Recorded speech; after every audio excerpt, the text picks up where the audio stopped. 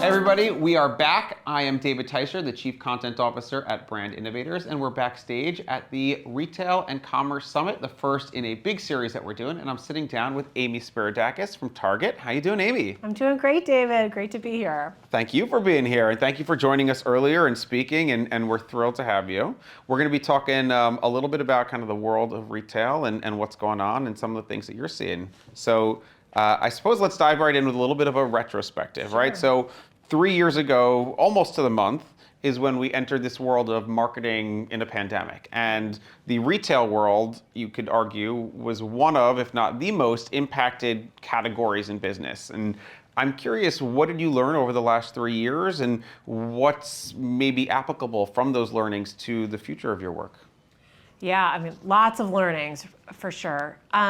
You know, and it's funny to flash back 3 years ago. I think, what really stood out was one, the uncertainty of all of it. And I remember when the pandemic was first, really coming into the forefront, we really focused on how can Target be the safest place to shop for our guests. And so there was lots of emphasis on knowing that people didn't want to take retail trips, right? But you need to obviously feed your family, you need clothes for the kids that are growing out of their sizes. And it was really, how do we make sure that we can be that one-stop shop for families? So that wasn't new for Target. That always is at the center of the proposition of the brand. But I think what the pandemic really showcased was continuing to be focused on the guest. What are their needs, which were changing. We all were eating every meal at home, right? People were bored because there were limited activities. And so really just staying close to listening to what are those needs? How can Target be a place that's not only safe, but easy to shop, affordable, and then had that inspiration that Target has been known for over the past 60 years to really, give consumers something to be excited about. So I think as I look back, that listening to the guests and making sure that we are also listening to the team, and right, because in some ways our team is a reflection of all of the consumers that are out there. And really just making sure that we also were staying close to our partners. So you have a lot of national brands that are at your event, and they are really critical too to what are they hearing and seeing from their consumers. So maybe not anything different, but a reminder that you need to stay close to the consumer, because certainly we've all lived through tremendous change. Absolutely. So speaking of change and listening to the consumer, right now the roller coaster continues. Yep. So, after the last 3 years, now we're hitting this point of marketing in a recession amidst inflation. As much as it sounds like those two things should cancel each other out, unfortunately they don't. And that creates a whole other list of things to think about, challenges for brands and businesses and challenges for the consumer. So how have you changed? Have you changed your approach? What does it mean for you to think about marketing in the more economic uncertain times? Yeah, Target as a brand, right? The proposition is really anchored around expect more, pay less. So there's certainly that value component is there. But I think, given the economy, and we have not seen inflationary numbers, some of us have never seen these levels of inflation. We constantly talk about how do we bring affordable joy to our guests, right? And affordable joy for you said you shared with me you had a daughter. That might be in the form of, hey, there's a $10 game that you guys could play in the evenings instead of maybe going to the movies, right? Or alternating there. For others, it might be, I'm eating lunch at home now. And Good and Gather is one of our brands that has over 1,000 SKUs. And for me, for example, that's become a great option, and all the different flavors of how do I innovate my home lunch during the week and still eat healthy, but with new and different flavors. So I don't feel like I'm in as much of a food rut as we all have felt over the past 3 years. So it's really about, again, going back to the idea of staying really focused on understanding the needs of our guest, and then trying to think, am I really helping make the experience deliver that affordable joy? and evolving as we hear those needs change, which certainly they are changing at record speeds, and I think that itself it brings other challenges with it. Absolutely, and I mean, I'm ready to go build my own chicken coop at this point, right? Talking about right? But anyway, so thank you. I think, look, we all love shopping at Target, right? And the joy that comes with the experience. So I think that there's certainly something to be said simply for that, right? The experience of being in the environment too, and having fun with it. But I love it. Thank you so much. Let's keep rolling. We'll go a little bit later. Okay. Trends. Okay. It's January, it's 2023, everybody's got their trends. So I'm curious if there's anything that's top of mind for you that you're thinking about. It could be new technologies, it could be, cultural trends, marketing trends. What's top of mind for you as you're thinking about your plan for the year? Yeah, it's a great question. And certainly I'm such a junkie for what are the coming trends? And I think even about this time last year where we were all saying, metaverse is the word of 2022.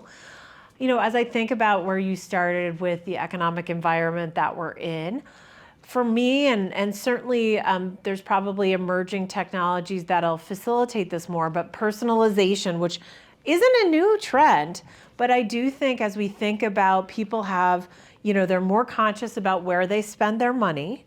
How can you, as a marketer, a leader of a brand in a business, really make sure that you're making your brand even more meaningful for the consumer? And so that's where, Target certainly we have a loyalty platform, Target Circle, which has allowed us to understand what are the items that individual guests really love, and then we can offer them personalized offers based on what our innovation is or based on seasonal trends. So I think that personalization in a year like what 2023 may turn out to be is going to be really important so that brands are developing that deeper relationship to hopefully, right, continue to get their loyalty going forward. Absolutely. I mean, and personalization, to your point, it's not necessarily the newest buzzword, but sometimes these terms, they kind of circulate for a little while until the technologies or the paradigms are in place to deliver upon them, right? So personalization, the challenge has always been scale, right? And maybe we're at that point. And also, you mentioned loyalty, which is another one of these that hasn't always been the sexiest area, but it's coming up in every conversation, a renewed focus on loyalty. And obviously they go hand in hand, right? The more you learn about somebody, the more you can deliver a relevant, personalized experience. So it makes a lot of sense. Yeah. So let's flip it on its head for a second and talk about challenges. Because there's a lot of them, but it's also not something we always address as an industry, right? We don't, but challenges are really opportunities when you think about them. So I'm curious, not necessarily, it doesn't have to be specific to you, but I'm curious if there are challenges that you see that the marketing industry is facing today that you think would benefit from our collective attention or focus on addressing. For sure, and thank you to Brand Innovators. I had the opportunity to sit with a group of other marketers earlier today, and we were talking about this.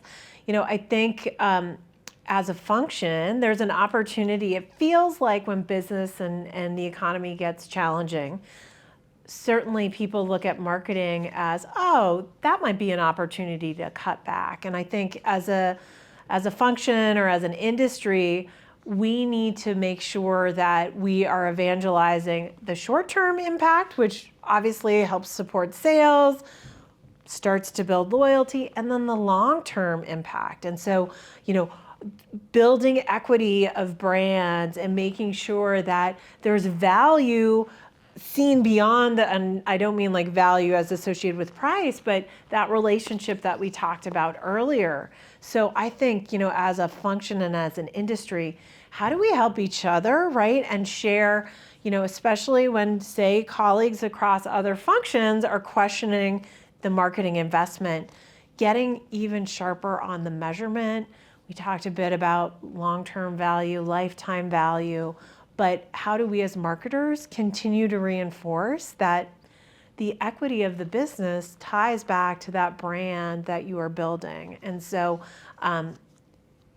I hope that as an industry and as a group, we can make sure to at least sustain the investments that we've seen. So certainly we can help fuel short and long-term growth. Absolutely. First of all, I love that we can play a role as an organization to help you get that feedback and dialogue with your peers. But this is something certainly came up when we did these interviews backstage at CES as well. And we talked a lot about that challenge in, from what even at the CMO level, communicating to the CFO and the CEO, marketing can be and is a profit driver, not a cost center. And certainly measurement is key to telling that story, right? But also, to your point, thinking more long term rather than short term, sales lifts, but more long term relationships with your consumers. So you're not necessarily paying to reacquire the same people over and over again, right? They are your customers, and that becomes a long term investment. So it is a challenge, certainly. So I'm curious to see how the industry continues to tackle that and